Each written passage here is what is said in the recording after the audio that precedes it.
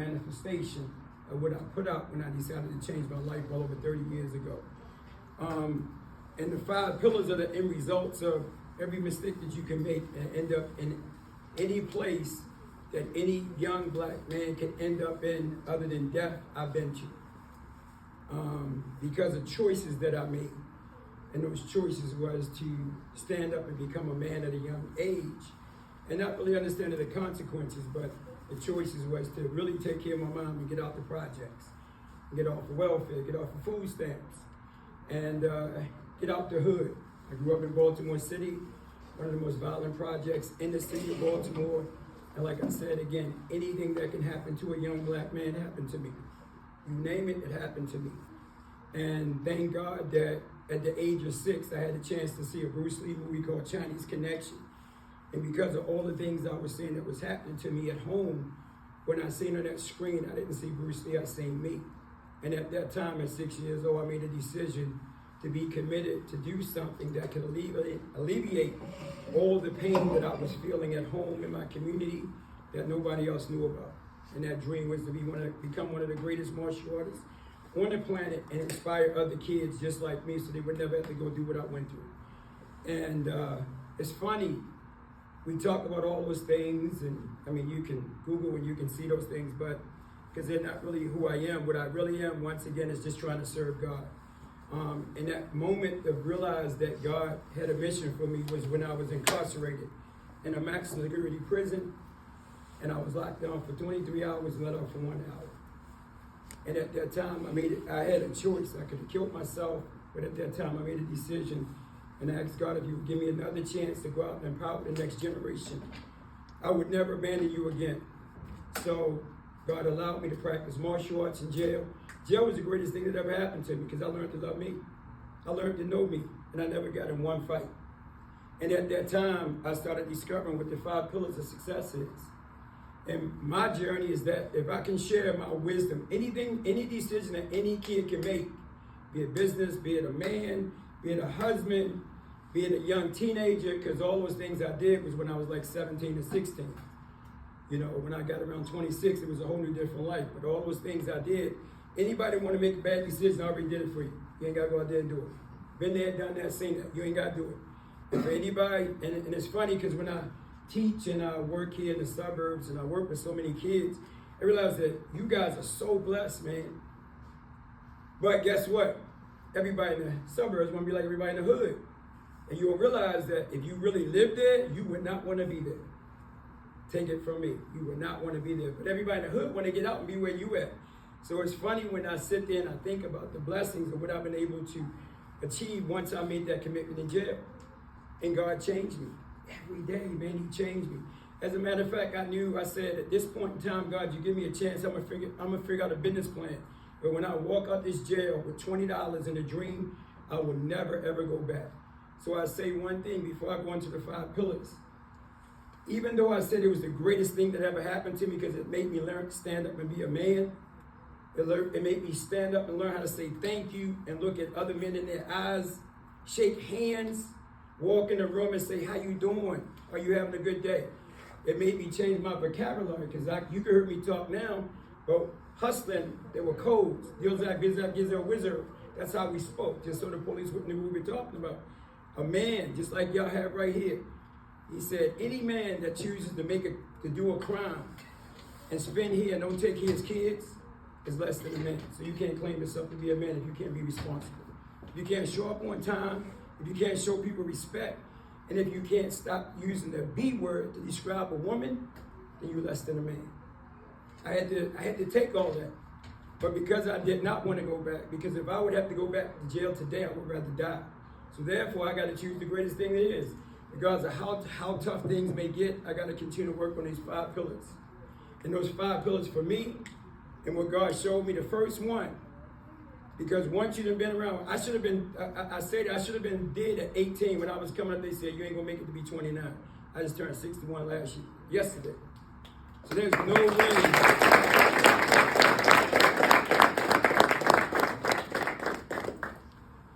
He changed my life. His name is Messiah because He is my Messiah. He gave me a bigger reason to grow up and be a better man. He gave me a reason to not. See, I come from old school. You hit me, I'm going to hit you back. Teach class, you cuss at me, I'm going to cuss back at you.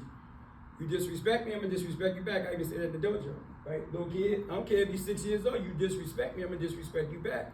You want respect, you get respect. That's it. And in the dojo, you ain't going to beat me up because I'd have been a place where you don't want to go to. But he made me get, now I'm not going to say softer, but I think he made me get more wiser. Because I believe, like old school rap, there wasn't a lot of cursing in old school rap. They can bust you up, Public Enemy, LL Cool J, they can bust you up, and they know, and you didn't even realize they said one cuss word, but they did say one cuss word. But the lyrical skills were so bad, I said, hold up, man. Rather than getting angry and using foul language, why don't I learn to be like old school hip hop and let's talk and communicate without using the fist? I think it worked. Didn't it work? We ain't never had that sort of encounter. And that goes back to these 5 pillars. And every morning I wake up, for well over 30 years, I get up at 3 o'clock in the morning. I don't need an alarm clock. Because where I come from at 3 o'clock in the morning, either somebody trying to sell you something, rob you, or do something bad to you. So all the bad people wake up at 3 o'clock, while all the good people are still sleeping. So by the time you get up, but then guess what? The flip side to the bad people, all CEOs get up at 3 o'clock in the morning. Steve Harvey gets up at 3:45. I had to get up at 3 o'clock so I can beat him getting up. Mark Wahlberg get up around 3:45. I get up at 3 a.m. so I can beat him. 50 Cent says he's the hardest working man, but he still gets up at 3:45. I get up at 3 a.m. with no alarm clock. So those are just like little things I do inside my head, and I get up and I work these principles. The first one is God. Regardless of what you do in this world, I don't care who it is, you can call it God, but I know it ain't another human being. It's something higher. And regardless of, I don't care if you don't believe it, but I don't care how bad you are, I don't care how tough you are. There's going to come a point in time in your life where something's going to happen, about ready to have an accident, you're going to say, oh my God, right? Am I correct, guys? Yes. Regardless of what happens to you in your life, you're going to say, oh my God. So the one thing that created all things is a higher power greater than you, and I call it God. Once you have God in your life, then you have a purpose. If you don't have no purpose, you don't know where you're going. Most young black men don't know where they're going. They're just going anywhere, so you end up anywhere. I remember I said at 6 years old, I knew where I wanted to go, but I found the purpose. And if you understand anything about business, it's a why. Why are you doing what you're doing? I don't care what you want. You can want $1 million, you can want it, but why? Why do you want it? That's the first pillar. Once I understood my purpose and I knew that my parents told me that God creates all things. God don't abandon you, but you abandon God because you think you got that sort of power. But once again, you want to see more. I tell you, the place where you can see most guys committed to spiritual development is incarceration. Doing courtside. When it's time to go to court, everybody's on their hands and knees saying, God, if you give me another chance, I'll never come back. But by the time God let them, by the time they get free, they back to the same old thing. I didn't do that. So once again, God, purpose, why? To serve other people. If you are not service to no one else, your life don't matter. We die 2 times in life, a physical death and then a spiritual death. What are they going to say about you when you're no longer physically here on this planet? That's what my teacher taught me. The second one is family. The thing we lack as a race is that our communities no longer have family. You can say whatever you want to say about cities like Baltimore, but it was family. You never disrespect the older people. We didn't have cell phones, so if you said something smart when your mommy says do something, you walk down the street, you mumble under your tongue, like what you say, you probably throw something, hit your back of your head. We ain't had no cell phones, we had nothing, but they knew what was going on. So family. It takes a village to raise a family. It takes a village to raise a kid. So to me, the number one priority in my life, outside of God, is my family. My wife, my kids, that's it. Nothing else. That's more important than me. So that second pillar, once again, is family. Strength in the family. Our dojo is the things that are missing in our community. When you come to our dojo, it's about family. Even the toughest person in the world, you could be the baddest, most powerful person in the world. Even a gangster, once you walk to a dojo door, everybody like, oh, don't you show respect or something? Oh, it's all about respect. It's one thing about martial arts school. When you walk through, it's nothing but respect. I don't care how bad you are. So our first pillar is, once again, God. Second one is family. Now here's what's so powerful that most people don't get. A business without connection to a community has no power. You can spend all the money you want in a business. But guess what? Even a hustler that's selling, and this is just my way of expressing because of my experience. Even a hustler, when you hustling and selling a bad product, you got to have a hype man to tell everybody the product is bad, that it's good. that you got to get it. So guess what? That still goes back to community. A drug dealer, because of how much every time I say that I'm not promoting that, I'm just using it as a reference. Even every guy that makes millions of dollars, if I had 4 corners, this guy don't need to worry about the other 4 corners. He can get wealthy on one corner, one block. That's one community. So if I take care of my community will take care of my business, and in return, my community will take care of my family, and then in return, I done serve God because I took care of that community. I need to take care of the whole world. If you take care of that one community and you plant great seeds, like my son, and that's one of my black belts right there. This is the power right here. God doing it. I ain't got no control of that. So if you plant that seed, their spirit inspires everybody else. And it's not about a kick or a punch. Because if you got to use what you learn in martial arts, you already lost. It ain't about fighting. It's about this and it's about that.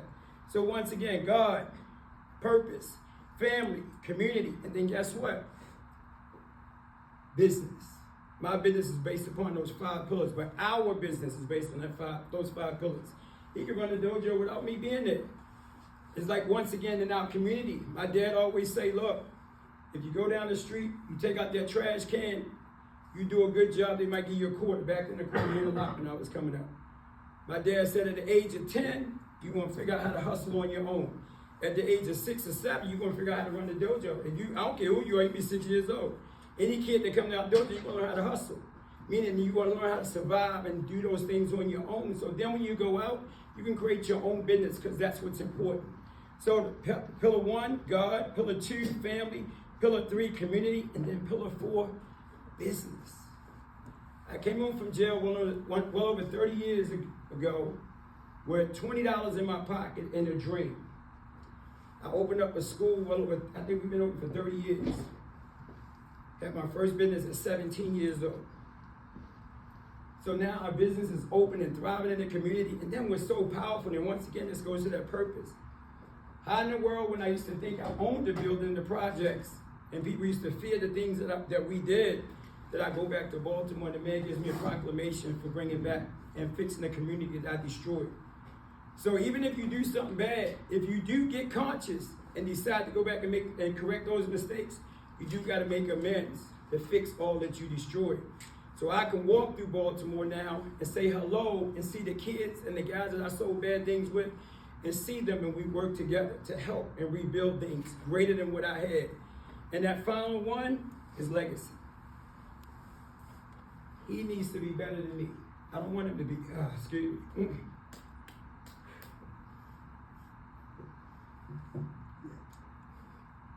I've been all over the world, I've spoke everywhere. And I need my son to know this. They asked me to come here and do this for him. That means more to me than anything on this planet.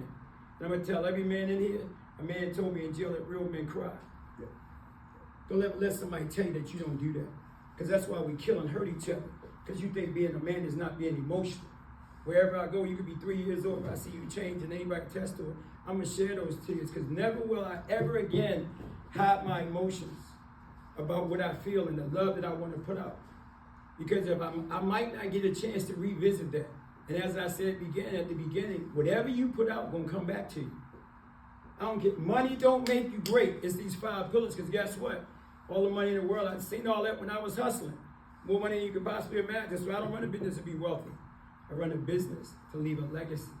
So it can set an example, and my sons can be better than me. And he's far better than what I am at that age. And seeing you guys right here, man, I don't care what goes on in your world, in your life today. I don't care what happens to you today. Don't quit. To have men like this showing you how to be men, I had to go to jail to learn that. You ain't got to go to jail to learn that. You're learning that right now. Don't take it for granted.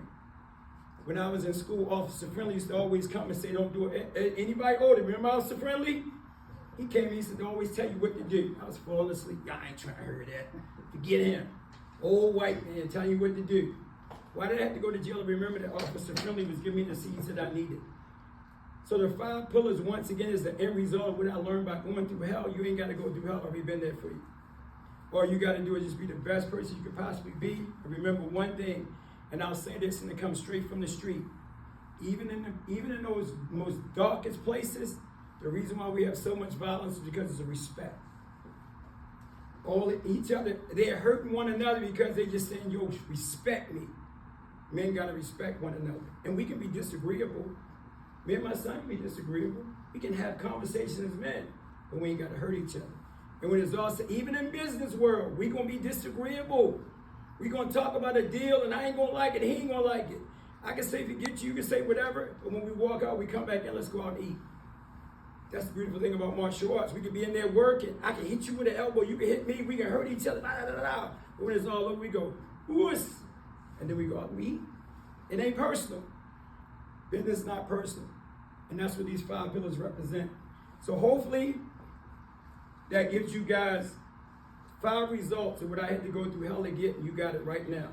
They said many people before you had to go through hell so they can find the wisdom to bring back to you. So your journey don't have to be as bad as our journey. And you don't have to go that way. And I work every day to make sure he will never in Zion have to go through and see the life that I went through. I would do whatever it takes to show him. He'll tell you, he could be out past 11 o'clock. What we do? Text him. Come home. Because you're a young black man. And they see you driving, they see you with the benefits, and they should see you being strong and more powerful and confident. They might pull you over and treat you a way that you don't want to be treated. But I need you to understand it because you don't have to go through that. So I'm a more paranoid, loving dad because I just don't want him to go that way. And I feel that way about you, each and every one of you here, about you, and especially you, and everybody in this room.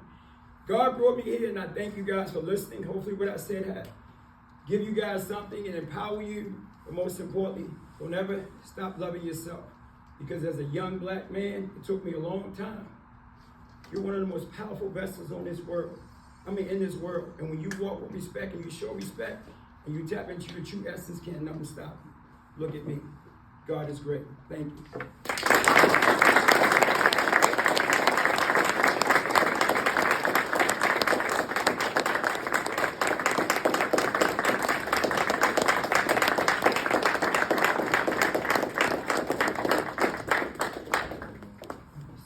I just want to say thank you for taking your time out of your day to come and speak to all of us. That was an amazing speech.